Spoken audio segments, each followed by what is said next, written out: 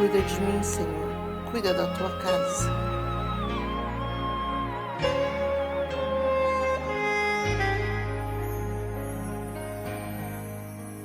Eu preciso aprender um pouco aqui. Eu preciso aprender um pouco ali. Eu preciso aprender mais de Deus, porque Ele é quem cuida de mim.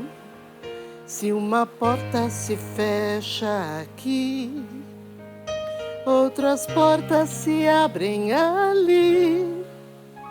Eu preciso aprender mais de Deus, porque Ele é quem cuida de mim. Deus cuida de mim. Deus cuida de mim. Na sombra das suas asas, Deus cuida de mim. Eu amo a sua casa e não ando sozinho. Não estou sozinho, pois sei. Deus cuida de mim. Deus cuida de mim.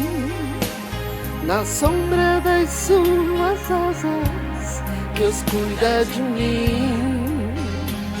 Eu amo a sua casa e não ando sozinho. Não estou sozinho, pois sei. Deus cuida de mim. Se na vida não tem direção, é preciso tomar decisão. Eu sei que existe alguém que me ama. Ele quer me dar a mão, mas se uma porta se fecha aqui, outras portas se abrem ali.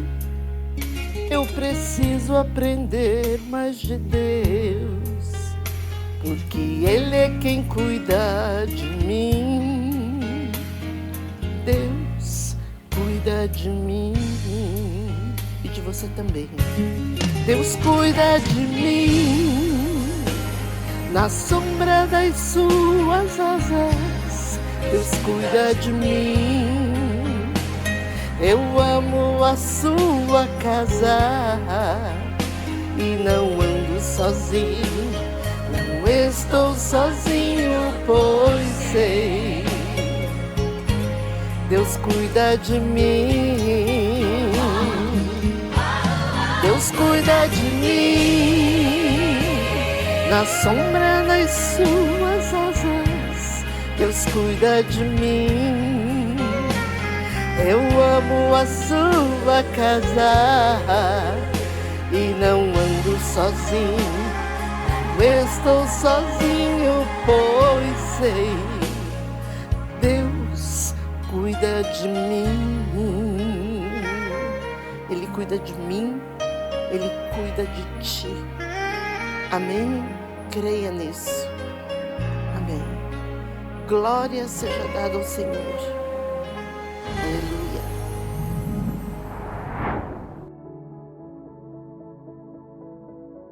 A paz do Senhor, amada igreja, irmão e irmã, sejam bem-vindos a mais um culto da série Falando de Deus. E na sequência de mais um culto com o tema O Alimento de Deus, ministraremos hoje o quinto culto desta série e o episódio será Fuja das Iguarias do Rei.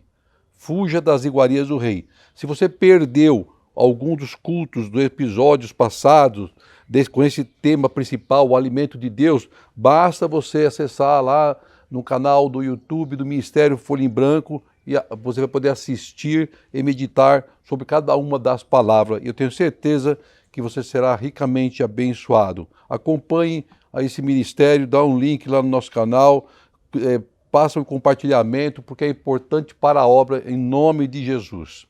Quem nunca ouviu falar sobre monarquias? Você já deve ter ouvido falar muito sobre monarquia. O mundo no passado viveu grandes momentos em que os seus países eram governados por reis e por rainhas. Mas ainda existe alguns países em que a monarquia sobreviveu e sobrevive, mesmo que seja com menos poderes, em alguns casos apenas só como título, sem nenhum tipo de poder no Estado. Em alguns países, então, nós vamos encontrar ainda a monarquia. E alguns deles com poderes, como eu falei, e outros com nenhum poder, e outros apenas como um título.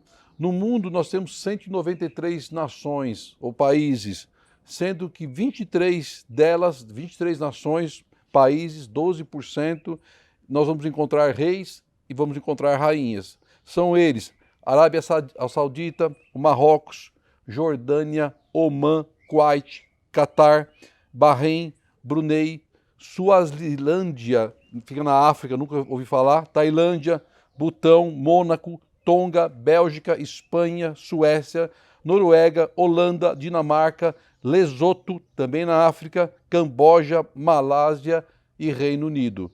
Muito interessante, não é verdade? O mais conhecido de todos, né, e mundialmente visitado é o Reino Unido, na Inglaterra, onde recentemente nós tivemos uma triste notícia, que foi a morte da Rainha Elizabeth, que se manteve no reinado por um período assim histórico, né? Superou a todos os anteriores, 70 anos. E quem assumiu a coroa com a sua morte foi seu filho, o príncipe Charles, que agora passa a ser rei aos 73 anos de idade. Eu acho que ele passou na cabeça dele: pô, eu vou morrer e não vou assumir o reinado, porque a mãe dele realmente teve uma vida bem longa. Mas eu quero falar agora de um rei que viveu também há muitos anos atrás, e a sua história está relatada na Bíblia, está relatada na palavra de Deus. Esse rei se chamava Nabucodonosor. Todos acho que já devem ter ouvido algo a respeito dele. Então eu convido a você a nós meditarmos na palavra do rei Nabucodonosor, abrindo a sua Bíblia em Daniel, do capítulo 1, do versículo 1 ao versículo 20. Amém? Diz assim a palavra de Deus: no terceiro ano do reinado de rei de Judá, Nabucodonosor, rei da Babilônia, veio a Jerusalém e a sitiou. E o Senhor entregou a Joaquim, rei de Judá, nas suas mãos e também alguns dos seus utensílios do templo de Deus. E ele levou os utensílios para o templo de seu Deus na terra de Sinear, e os colocou na casa do tesouro do seu Deus, com letra minúscula. Então o rei ordenou que Aspenaz, chefe dos oficiais da sua corte, trouxesse alguns dos israelitas, da família real e da nobreza, jovens sem defeito físico, de boa aparência, cultos, inteligentes, que dominassem os vários campos do conhecimento e fossem capacitados para servir no palácio do rei. Ele devia ensinar-lhes a língua e a literatura dos babilônios. O rei designou-lhe uma porção diária de comida e de vinho da própria mesa do rei, e eles receberiam um treinamento durante 3 anos, e depois disso passariam a servir o rei. Entre esses estavam alguns que vieram de Judá: Daniel, Ananias, Misael e Azarias. O chefe dos oficiais deu-lhes novos nomes. O Daniel deu o nome de Beltesazar, o Ananias, Sadraque, a Misael, Mesaque e Azarias, Abidnego. Daniel, contudo, decidiu não se tornar impuro com a comida e com o vinho do rei, e pediu ao chefe dos oficiais permissão para se abster deles. E Deus fez com que aquele homem fosse bondoso para com Daniel e tivesse simpatia por ele. Apesar disso, ele disse a Daniel: tenho medo do rei, o meu senhor, que determinou a comida e a bebida a vocês. E se ele os achar menos saudáveis que aos outros jovens da mesma idade, o rei poderia pedir a minha cabeça por causa de vocês. Versículo 11. Daniel disse então ao homem que ao chefe dos oficiais tinha encarregado de cuidar de Daniel, Ananias, Misael e Azarias: peço-lhe que faça uma experiência com os seus servos durante 10 dias. Não nos dê nada além de vegetais para comer e água para beber. Depois compare a nossa aparência com os dos jovens que comem a comida do rei, e trate os seus servos de acordo com o que você concluir. Ele concordou e fez a experiência com eles durante 10 dias. Passados os 10 dias, eles pareciam mais saudáveis e mais fortes do que todos os jovens que comiam a comida comida da mesa do rei. Assim, o encarregado tirou a comida especial e o vinho, que havia sido designado, e em lugar disso lhes dava vegetais. E esses 4 jovens Deus deu sabedoria e inteligência para conhecerem todos os aspectos da cultura e da ciência. E Daniel, além disso, sabia interpretar todo tipo de visões e sonhos. Ao final do tempo, estabelecido pelo rei para que os jovens fossem trazidos à sua presença, o chefe dos oficiais o apresentou a Nabucodonosor. O rei conversou com eles e não encontrou ninguém comparável a Daniel, a Ananias, Misael e Azarias, de modo que eles passaram a servir o rei. E o rei lhes fez uma pergunta sobre todos os assuntos nos quais se exigia sabedoria e conhecimento, e descobriu que eram 10 vezes mais sábios do que todos os magos e encantadores de todo o seu reino. Amém e amém. Glória seja dada ao nome do Senhor por essa palavra rica e maravilhosa. Palavra conhecida, palavra já estudada, creio que por muitos. Mas quem foi, afinal de contas, o rei Nabucodonosor? Vamos saber um pouquinho da história desse rei tão importante naquela época. Nabucodonosor foi um dos reis mais conhecidos da antiguidade, líder da Babilônia e responsável por transformar o Império Neobabilônico. O Império Babilônico foi um dos principais períodos da antiguidade e a Babilônia estava localizada na região sul da Mesopotâmia, nas terras que ligavam os rios Tigre e Eufrates, hoje conhecido como Iraque. Nabucodonosor governou por cerca de 43 anos. Durante o seu reinado, o monarca realizou várias obras, incluindo a Torre de Babel, que acho que todos já ouviram falar, e os Jardins Suspensos da Babilônia. Também todos já ouviram falar e é considerado uma das 7 maravilhas do mundo. Também era conhecido como um rei sanguinário e cruel. Esse era Nabucodonosor. Então diz a palavra no versículo 1 que ele sitiou a Jerusalém, que ele cercou a Jerusalém. Nabucodonosor, ele não atacou a cidade de Jerusalém apenas por ambições imperialistas, mas ele atacou a Jerusalém porque essa era a ordem, essa era a vontade de Deus. Era a vontade de Deus. A nação judia estava em pecado e totalmente afastada de Deus. Deus mandava os seus profetas para anunciar ao povo que devia se arrepender. O povo então preferiu continuar na idolatria, no pecado e a desobedecer a Deus. E o pecado que fez gerou consequências terríveis. O sofrimento do povo era por causa da dureza de seu coração. Deus amava o seu povo, como sempre amou. Ele os avisou, ele exortou para que se consertassem, mas o povo não quis.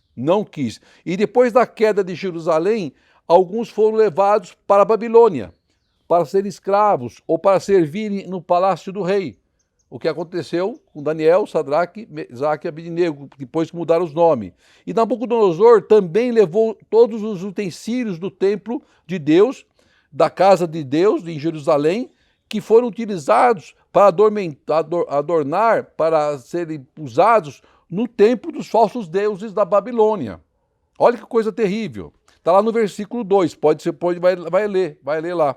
Aí então Nabucodonosor ordena ao chefe dos oficiais que ele escolha entre os israelitas os mais preparados, com algumas condições, com alguns requisitos determinados pelo rei, que era o quê? A boa aparência, deveriam ser cultos, de família nobre, inteligente, com vários conhecimentos, capacitados a servir, dispostos a aprender. Então, o rei determina ao seu chefe dos oficiais que ele lá escolha entre aqueles homens de Israel que haviam sido trazidos para a Babilônia, os melhores, para que eles pudessem passar por um período de treinamento, de aprendizado. Eles deveriam ser treinados, qualificados por 3 anos. Se aprovado, eles iriam servir ao rei em seu palácio. 3 anos. Até parece uma faculdade de época, né? Hoje tem faculdade que tem curso de 3 anos. E é interessante o rei em se preocupar em formar aquelas pessoas com o conhecimento, com a cultura do seu país. Nós aprendemos 2 coisas nessa parte do texto. Primeiro, o homem enxerga com olhos carnais a aparência e capacidade humana. O homem tem que capacitar seus escolhidos com o risco deles não serem bem-sucedidos ou não terem sucesso. Deus, contudo, faz de uma forma bem diferente do homem. Deus olha o coração, não a aparência, e ele capacita os seus escolhidos e todos serão aprovados, porque é Deus que está capacitando. Veja a grande diferença. Servir ao rei da Babilônia seria para os escolhidos um tipo de salvo-conduto, ou seja, eles os livraria de uma escravidão pior, dura, ou até mesmo da morte. Então, para aqueles homens, era importante que eles fossem aprovados nesses treinamentos que eles passariam de 3 anos. Aos nossos olhos, de muitos daqueles homens, poderia ser a grande oportunidade de se viver bem com uma boa comida e uma boa bebida. Afinal, eles estariam comendo da mesa do rei. Mas por detrás da aparência, aí que nós temos que prestar atenção, igreja, por detrás da aparência agradável aos olhos, pode existir um grande perigo. Um grande perigo. Um veneno capaz de nos levar ao pecado, à destruição e à morte. No versículo 6, a palavra nos diz que havia vários outros homens trazidos cativos de Jerusalém. E entre eles estavam 4 homens, Daniel, Ananias, Misael e Azarias. E a partir do momento que 4 homens de Deus ingressaram na faculdade do rei da Babilônia, o chefe dos oficiais muda seus nomes. Interessante isso, né? Ele muda os nomes. Essa mudança tinha um propósito sério, que era de começar a influenciar aqueles homens na cultura deles, para que passassem a adotar uma nova prática e cultura, a babilônica. A babilônica. Vejam como Satanás, como o inimigo, é sutil nas suas ações, é astuto. Sutilmente ele começa a introduzir o pecado na vida daqueles homens, assim como em nossas vidas, e se não ficarmos atentos, se não vigiarmos espiritualmente, podemos ser presas fáceis nas mãos do adversário. O pecado tenta mudar nossa aparência, tenta mudar a nossa vida, tenta mudar a nossa história, a nossa cultura, a nossa comunhão com Deus, o nosso chamado. O nosso chamado. Aparentemente parecia ser alguma coisa simples, sem muita importância, mas no mundo espiritual tinha muita relevância. Deus nos conhece pelo nome ao qual nós nascemos e somente Deus pode mudar o nosso nome. Há exemplo de Saulo. Saulo, Saulo, por que me persegues? E aí Saulo tem seu nome e passa mudado para Paulo. É Deus que fez a mudança. A mudança dos nomes era o primeiro passo para se tentar transformar a vida daqueles homens, daqueles 4 homens de Deus, para que eles começassem a ser introduzidos na cultura babilônica e passassem a adorar os falsos deuses daquela nação. Vejam como o adversário é astuto. Aí no versículo 7 diz que o chefe dos oficiais deu-lhe os seus novos nomes, que é tudo bem conhecido. Lembra da fornalha de fogo ardente lá? Também do rei Nabucodonosor? Quem foi jogado lá dentro? Foi Sadraque, Mesaque e Abednego. Então, o oficial mudou o nome daqueles 4 homens, com a sua certidão de nascimento rasgada, o seu passado jogado debaixo do tapete. Eles receberiam novos nomes, mas não são nomes impostos pelo mundo que pode mudar a vida de um cristão ou de um homem, tirar a nossa comunhão com Deus. Eles não negaram a sua fé em nenhum momento. Eles sabiam que era o verdadeiro Deus, ao Deus que eles serviam. E eles se recusaram a se contaminar com as crenças daquele povo. Poderiam ter mudado os nomes deles por fora, mas no coração deles não mudou nada. Absolutamente nada. Então Daniel tenta contra-argumentar com o chefe dos oficiais, porque ele sabia que aquele alimento era impuro. E ele não queria fazer parte daquele alimento, queria se abster daquele alimento, junto com os seus outros 3 colegas.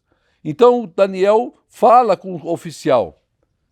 Ele fala com aquele homem que estava responsável pela guarda deles, porque ele sabia que o alimento puro só poderia vir de Deus, seria abençoado por Deus. Aquilo que entra no nosso celeiro, que é trazido para a nossa despensa, que vem de Deus, isso é a bênção para nossas vidas.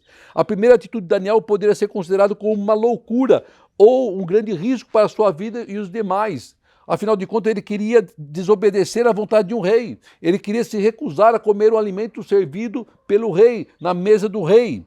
Então veja que Daniel não temeu enfrentar a arrogância do adversário, não temeu ao rei dos homens, mas confiou em Deus. Em Deus. Deus age ao seu favor, dando uma estratégia, um escape, tocando no coração de um oficial do rei. E Deus agiu ao favor, porque ele toca no coração daquele oficial para que ele se simpatizasse com Daniel. Só Deus pode fazer isso. Somente Deus pode fazer isso, porque aquele oficial seria simpático, afinal de contas, para aquele homem. Se ele era considerado um inimigo da nação, um escravo, mas Deus toca no coração daquele homem. Não era algo simples de acontecer, mas Deus tinha um operar, algo acontecendo naquele lugar. Aquele oficial do rei necessitava de garantias de que não seria retalhado por sua atitude, porque ele temia ao seu rei Nabucodonosor. E havia um pedido de Daniel, e eles então deveriam provar que não haveria consequência à sua saúde física e mental. Daniel tinha que provar, essa era a primeira prova que Daniel teria que passar. Um erro e o oficial poderia ser morto, porque aqueles homens estavam sob a sua responsabilidade. Então Daniel não desejava mal àquele homem, aquele oficial. Ele não queria ter em suas mãos sujas com o sangue daquele homem, mesmo ele sendo um ímpio. E aí Daniel faz o quê? Através do Espírito de Deus, ele dá para aquele homem uma condição para que ele pudesse permitir que ele não participasse das iguarias do rei. Lá no versículo 10, aí diz lá assim: apesar disso, ele disse a Daniel: tenho medo do rei, o meu senhor que determinou a comida e bebida a vocês, e se ele os achar menos saudáveis que os outros jovens, na mesma idade, o rei poderia pedir a minha cabeça por causa de vocês. Nesse momento, Deus dá uma estratégia para Daniel. Deus sempre vai nos dar uma estratégia, irmão. Creia nisso. Algo que os olhos dos homens não seria fácil de cumprir, mas nada é impossível para Deus. Então nós temos que crer no impossível de Deus. Aí o versículo 11 diz que Daniel disse àquele homem, aquele oficial, tinha encarregado de cuidar dele e de mais os outros 3 amigos. Peço-lhe que faça, versículo 12, peço-lhe que faça uma experiência com seus servos durante 10 dias. Não nos dê nada além de vegetais para comer e água para beber. 10 dias. Daniel faz prova de Deus. Ele diz ao oficial para que avalie por 10 dias os homens que estavam naquela faculdade a qual o rei instituiu. A todos eles, os servos de Deus apenas com água e vegetais. Os demais com a comida e a bebida vindo da mesa do rei. Os pontos a serem avaliados seriam: quem estaria em melhor condições físicas depois de 10 dias? Quem estaria em seu pleno estado físico? Quem teria o estado mental em perfeitas condições? Quem manteria a boa aparência? Se fizermos um regime, tenta fazer, irmão, de vegetais e água, com toda certeza, nós vamos estar bem diferentes em 10 dias, em peso e em massa muscular. Com toda certeza, mas não devemos nos esquecer de que o alimento que aqueles homens receberam, vegetal e água, tinha a mão de Deus. Era Deus que estava por trás de tudo isso. Era a mão de Deus que estava por trás de tudo isso. O alimento de Deus sempre nos suprirá e nos renovará as forças. Seja pão e água como Elias, seja vegetais e água como Daniel. Sempre Deus dará o alimento que vai nos deixar continuar fortes e capacitados a caminhar longos e longos dias, porque vem de Deus. O alimento que vem de Deus, ele renova nossas forças. Vindo de Deus será suficiente para nossas vidas. Deus jamais vai perder uma batalha a nosso favor. Sua batalha está nas mãos do Altíssimo. Creia isso, irmão. Aí no versículo 13 diz que depois ele diz para o oficial: compare a aparência dos jovens, compare a nossa aparência com os demais que estão aqui. Então aquele oficial concorda. Ele não tinha nada a perder. Eram 10 dias apenas, eles tinham 3 anos para ficar lá.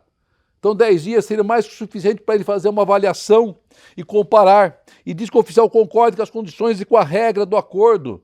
E não haveria o porquê não concordar, tudo estava a seu favor. Analise com os olhos humanos, tudo já estava a seu favor.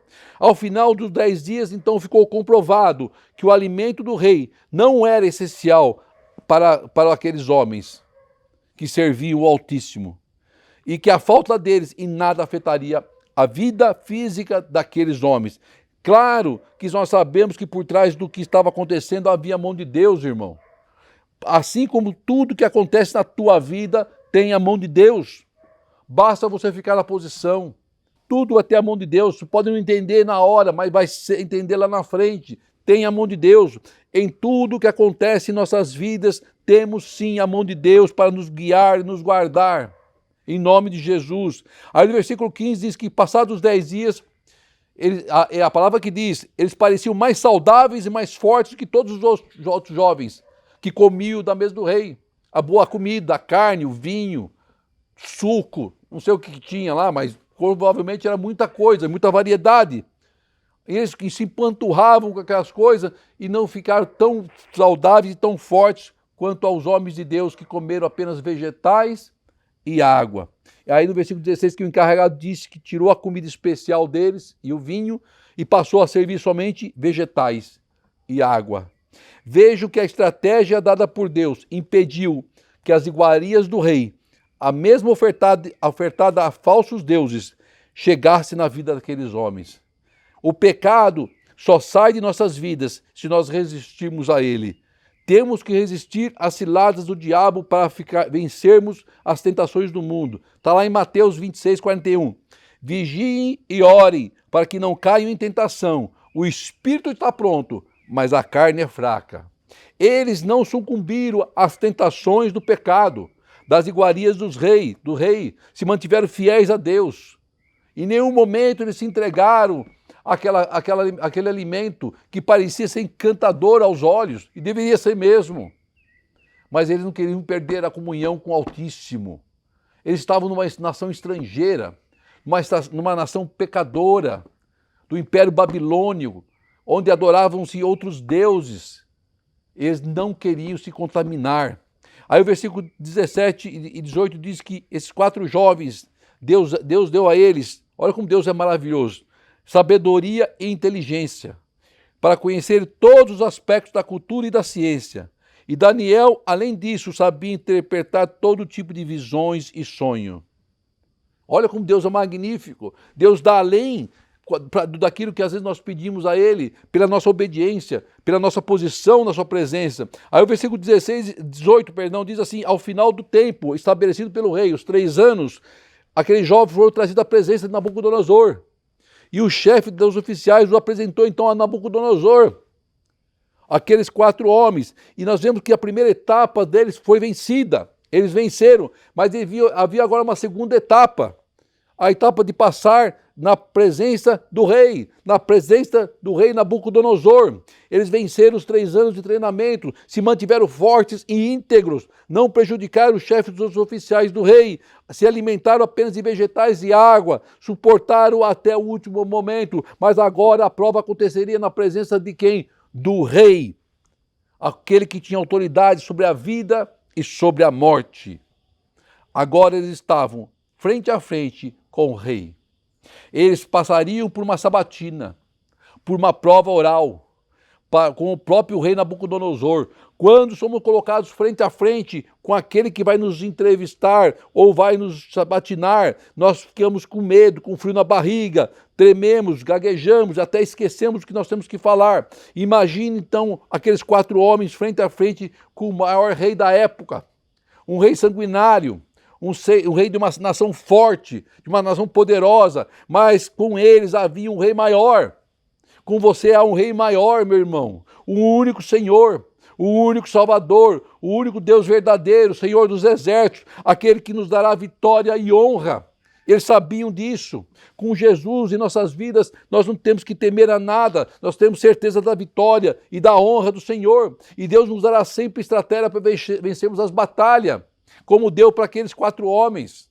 Aí diz lá no versículo 19 que o rei conversou com eles, entrevistou, sabatinou eles, e não encontrou ninguém comparável a Daniel, Ananias, Misael e Azarias, de modo que eles passaram a servir o rei.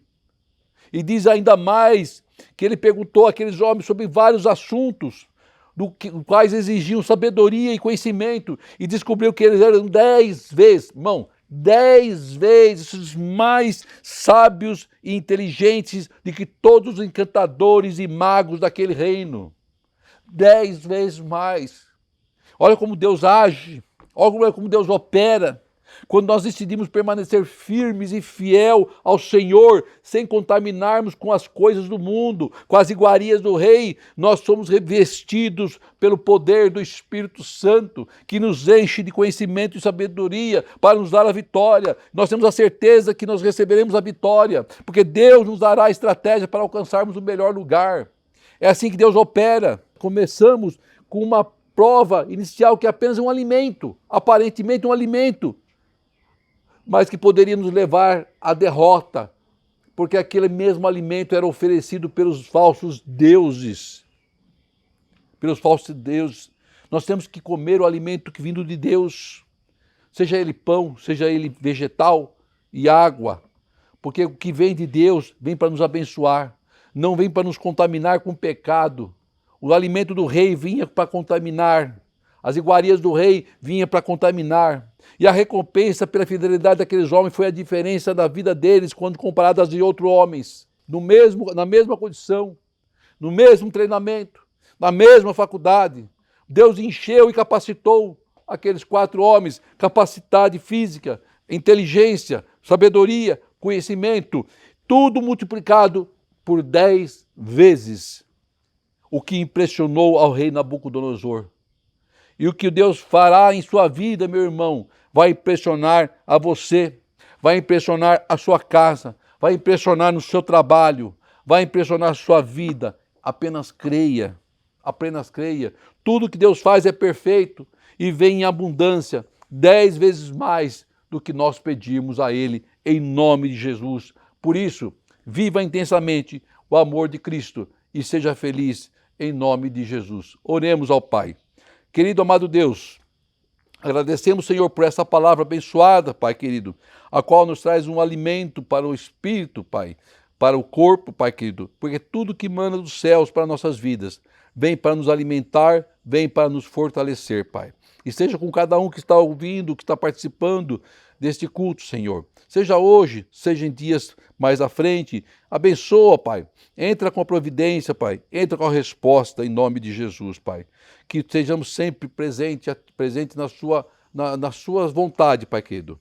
Sejamos fiéis à tua vontade, obedientes à tua palavra, Pai querido. É o que eu te peço, Pai querido amado.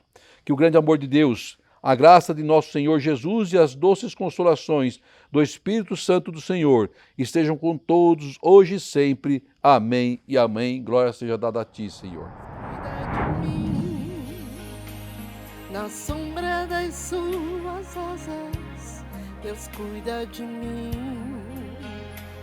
Eu amo a sua casa e não ando sozinho. Não estou sozinho, pois sei, Deus cuida de mim. Deus cuida de mim. Na sombra